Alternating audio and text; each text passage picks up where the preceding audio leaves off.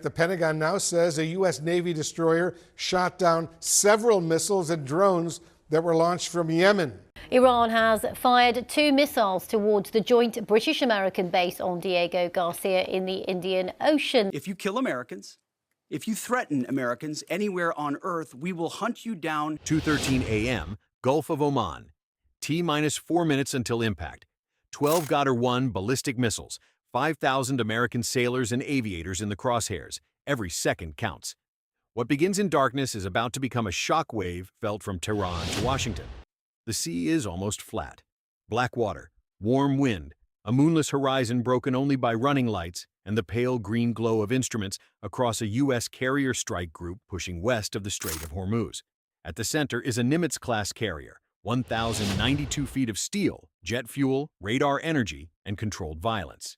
Around her, 2 Arleigh Burke-class destroyers and a Ticonderoga-class cruiser hold station in a moving shield of missiles, sonar, and data links.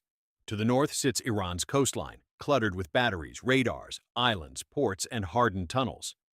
To the west lies the choke point itself, the Strait of Hormuz, one of the most strategically sensitive waterways on Earth, where roughly a fifth of the world's seaborne oil normally passes. Imagine you're here on that deck, salt in the air, catapults silent for the night cycle. You hear a few engines idling below. Nothing feels urgent, not yet. That calm is exactly why this fictional scenario matters. Real tensions in this region have always been shaped by geography, missile ranges, and miscalculation. Iran's missile force was built to threaten fixed bases, ports, and high-value targets across the Gulf. The U.S. Navy built carrier strike groups and layered air defenses precisely to survive in places like this. So what happens when those two realities collide? Not in theory, not on a briefing slide. Here, at sea, in darkness, with no room for error. Inside the Iranian decision chain in this hypothetical, the calculation is brutally simple. Don't try to sink the carrier outright. Shock it, damage it, freeze flight operations, force the world to watch an American symbol stumble on camera. The weapon chosen is the Qadr one, sometimes rendered Al-Qadr in regional reporting, a medium-range ballistic missile descended from the Shahab family, capable of reaching targets across the Gulf from deep inside Iranian territory. In this scenario, Iranian planners gamble on something far riskier than a normal land strike.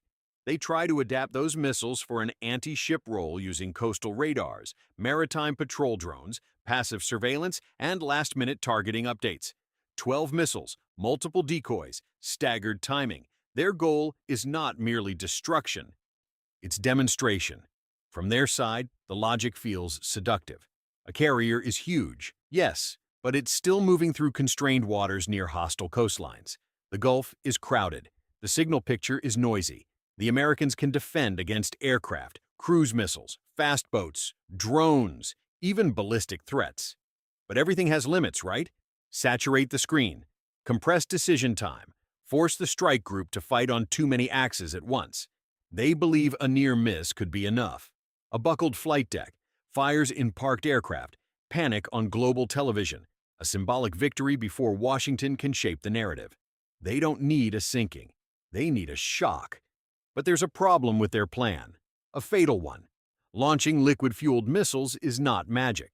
It creates signatures, heat, movement, preparation windows, on support vehicles, fueling patterns, communications traffic, and the U.S. military does not watch this region with one sensor. It watches with layers, satellites overhead, signals intelligence listening, airborne radar sweeping, shipborne combat systems tracking, human analysts fusing it all in real time. Iran is betting on speed. America is betting on information dominance. Which one matters more when the clock collapses to seconds? You're about to find out. At 2:13 and 11 seconds, the first infrared satellites catch the bloom. 12 launch plumes flare against the darkness from dispersed sites inland and near the coast, some real, some disguised, until the final moment beneath camouflage nets and hardened covers. In a command center hundreds of miles away, warning software auto-classifies the launches before the human team fully registers what they're seeing. Seconds later, the alert cascades across secure networks. Fifth Fleet sees it. CENTCOM sees it. The strike group sees it. On the carrier, klaxons slice through the night. On the cruiser and destroyers, combat information centers snap from watchful tension to full engagement. On-screen tracks multiply, boost phase, estimated trajectories, speed building, separation windows approaching. Now you're there in Combat Direction Center, red lighting, voices clipped, no one shouting because shouting means you're behind. The E-2D Advanced Hawkeye, already airborne, extends the radar picture, its crew feeding the force with a wider view of airspace and clutter. Cooperative engagement capability ties ship to ship, sensor to shooter. Number SPY radars on the escorts begin refining the tracks. Algorithms sort likely real warheads from likely decoys, but only likely. These are not easy shots. They are descending math problems wrapped in plasma and steel. One officer calls out time to possible terminal phase. Another confirms missile doctrine. Another checks whether any tracks threaten nearby commercial shipping. Imagine the pressure. 4 minutes to save a floating airbase and the people sleeping inside it. Minute 1. Outer layer defense activates. The cruiser commands the first salvo. SM-3 interceptors leap from vertical launch cells in hard white columns, arcing upward to engage in the high-altitude window where ballistic threats are most vulnerable. On another axis, an Arleigh Burke fires SM-6s, faster, lower. Built to chase complicated profiles and provide a second bite at the problem. This is what modern naval defense really is. Not one weapon, but a layered elimination system. Track, predict, fire, reassess, fire again. No drama in the software, no speeches, just relentless sequencing. The first Goddard's decoy package separates. Sensors hesitate for fractions of a second. Then SM-3 collides exo-atmospherically. One track gone. A flash so high above the Gulf, almost nobody below sees it. 11 incoming. Minute 2. Another pair dies in the upper layer, broken apart before they can begin full terminal maneuver. Fragments burn and tumble into black water. 9 incoming. But the Iranian planners did not launch 12 identical profiles. 2 come on flatter arcs. 1 appears to drift, then correct. 1 warhead body sheds debris. Possibly a decoy, possibly damage, possibly deception. This is where overconfidence becomes danger. On the enemy side, they're watching telemetry and believing the shield is cracking.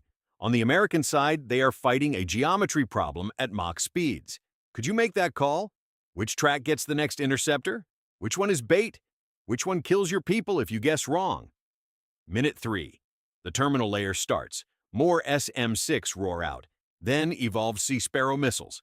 Then the strike group maneuvers, not wildly, but enough to change geometry, enough to complicate the final solution for a missile that was never designed for a target this agile at sea. The carrier turns into the wind, not for flight ops now, but because every degree matters. Below decks, damage control lockers are opened before a hit has even occurred. Fire parties suit up. Medical teams move stretchers into passageways. On the flight deck, crews secure exposed gear in near darkness, faces lit by red wands and warning lamps. Each sailor knows what a ballistic impact could mean.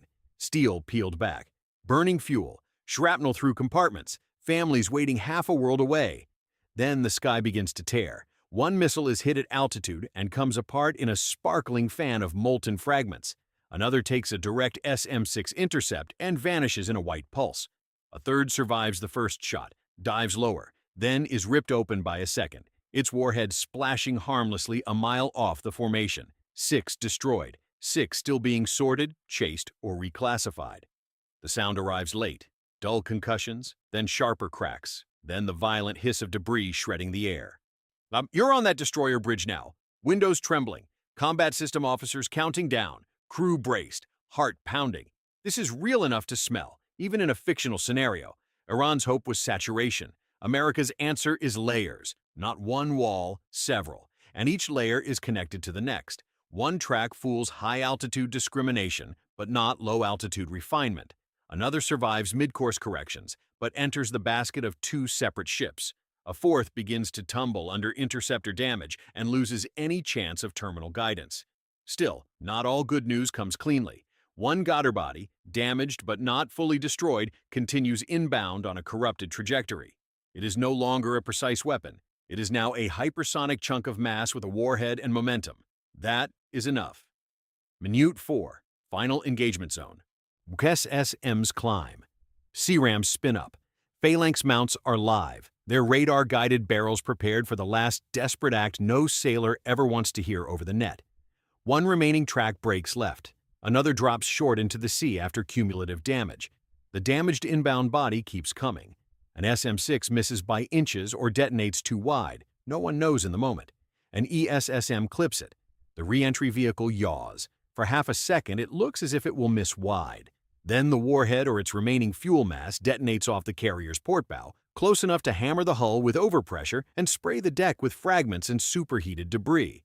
The carrier doesn't sink, but it is shocked. The blast punches a wall of air across the forward deck. Tie-down chains snap. A parked tow tractor flips. IE shrapnel tears into exposed equipment and punctures sections of the island exterior. Several sailors are thrown off their feet. In compartments below, lights flicker. Fire alarms cascade through 2 zones. An aircraft on the bow, fueled for dawn operations, ignites in a violent orange bloom before crash crews smother it in foam. Bulkheads groan. For a terrifying 10 seconds, everyone thinks a secondary detonation may follow. This is the moment Iran wanted. Video in the mind, a symbol staggering, smoke rising from an American carrier in contested water. But symbols matter less than systems. Because while the blast is still echoing, the combat picture has already moved on. Remaining inbound tracks are finished. 1 destroyed by CRAM, 1 splashes wide after guidance loss. Final tally of the attack phase, 12 launched. 9 cleanly destroyed in flight. 2 rendered ineffective and lost to the sea. 1 proximity detonation close enough to damage and injure, not enough to mission kill the ship. 27 wounded in this fictional scenario, 0 dead. Flight operations paused. Strike group combat power intact. Iranian commanders thought they had created a spectacle. What they actually created was legal, political, and operational justification for immediate retaliation. And that response begins in 9 minutes, not 9 hours, not after a diplomatic note, not after a day of panel discussions. 9 minutes from confirmed impact, pre-planned self-defense authorities are executed while national leadership is briefed in parallel. This is how serious militaries operate under attack. The nearest destroyer rolls to assigned launch azimuth. Now, vertical cells open. Tomahawks ignite one after another, turning night into a chain of white spears. A second ship joins. Then a Virginia-class submarine, already positioned for contingency, adds its own salvo from below the surface. The first targets are not cities, not grand gestures. This is a calculated purge of capability. Coastal tracking radars near Bandar Abbas and Jask, missile support vehicles, communications relays, known launch compounds, and the command nodes that tried to stitch the kill chain together. At the same time, the carrier begins recovering from the shock faster than Tehran imagined possible. Damage control teams isolate fires within minutes. Engineers reroute power. Flight deck crews clear debris with practiced violence. Under dragging twisted metal away from launch paths while foam still slides across the non-skid surface. Could you keep working with smoke in your lungs and adrenaline flooding your chest? They do. That is the hidden strength of a carrier strike group. Not just missiles, not just steel, training, repetition, discipline under impact. Minute 12, electronic warfare joins the fight. An EA-18G Growler, already airborne, begins jamming and deception against coastal emitters. Another escort ship pushes counter-targeting measures through the network. Iranian radar operators who expected a single dramatic hit instead see screens bloom with false returns, lost links, and incoming weapons they can barely classify before impact. Then come the follow-on sorties. Super Hornets launch once the deck is stabilized, carrying anti-radiation missiles, Ars glide weapons, and precision-guided ordnance aimed at the infrastructure behind the launch. This is no emotional lashing out. It is systematic erasure. First the eyes, then the hands, then the brain. Across the coast, the first Tomahawks arrive low and fast. A radar site disappears in a flash and shower of concrete. A support yard storing fueling vehicles erupts into secondary explosions. A hardened command building survives the first hit structurally, then takes a second through an access point opened by the blast. A drone control station loses power mid-transmission.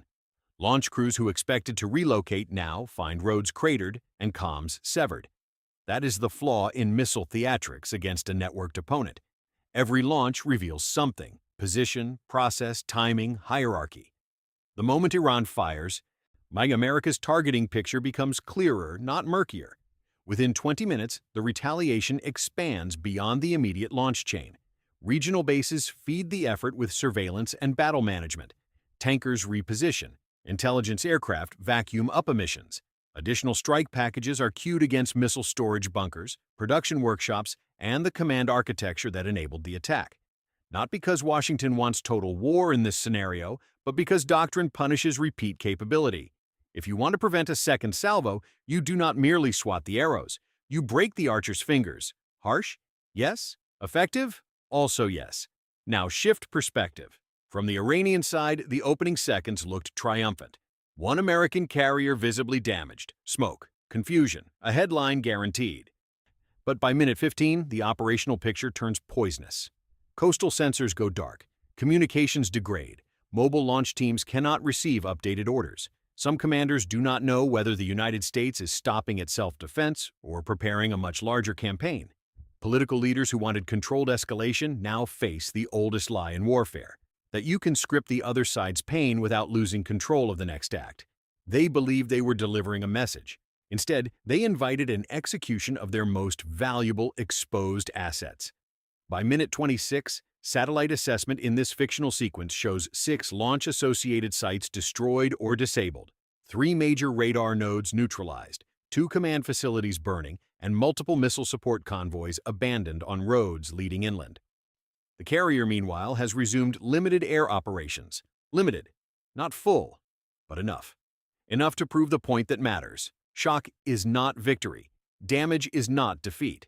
A strike group is designed to absorb punishment, continue fighting, and answer with far greater force than it received. And that answer is measured, deliberate. American commanders in this scenario avoid civilian infrastructure and focus on military targets linked directly to the attack. Why? Because the goal is not emotional revenge. The goal is future capability denial. Destroy the coastal queuing network. Destroy the launch support chain. Destroy the confidence that a symbolic strike can go unanswered. This is modern deterrence at sea. Not speeches, but consequences delivered at machine speed. The full action lasts 42 minutes. 42 minutes. Less time than a movie episode. Less time than many people spend in morning traffic. In that window, 12 Iranian missiles are launched. 9 are intercepted cleanly. 2 failed to produce strategic effect. 1 shocks a U.S. carrier and injures sailors, but fails to disable the strike group. In return, the missile kill chain that made the attack possible is hammered across multiple nodes before the smoke on the carrier has fully cleared. Final tally in this fictional scenario: 12 launched, 9 destroyed, 2 ineffective, 1 damaging near hit. U.S. dead, 0, U.S. wounded, 27. Iranian launch and support sites disabled, 6. Radar and command nodes hit, 5 major facilities. Strategic outcome: total failure of the original Iranian objective. That is the lesson. In modern naval warfare, the contest is not simply missile versus ship. It is network versus network, detection versus deception, training versus theater. One side hoped for spectacle. The other relied on integration. Satellites, Hawkeyes, Aegis, interceptors, damage control, electronic warfare, submarines, strike aircraft, command authority, all fused into one response chain. Not a battle won by a single heroic weapon. A battle won by speed of understanding. And yet, the human factor never disappears. Somewhere on that carrier, a 19-year-old firefighter is dragging a hose through smoke. Somewhere in a combat information center, an operator has just made the right call under impossible time pressure. Somewhere in a launch unit on the coast, a crew that thought it had changed history is now staring at incoming precision strikes. That's warfare in the missile age. Brutally technical, unmistakably human. So, how does this change your view of modern warfare? Is the real superpower the missile, the ship, or the network connecting everything in between? Share your take below, subscribe to join the discussion.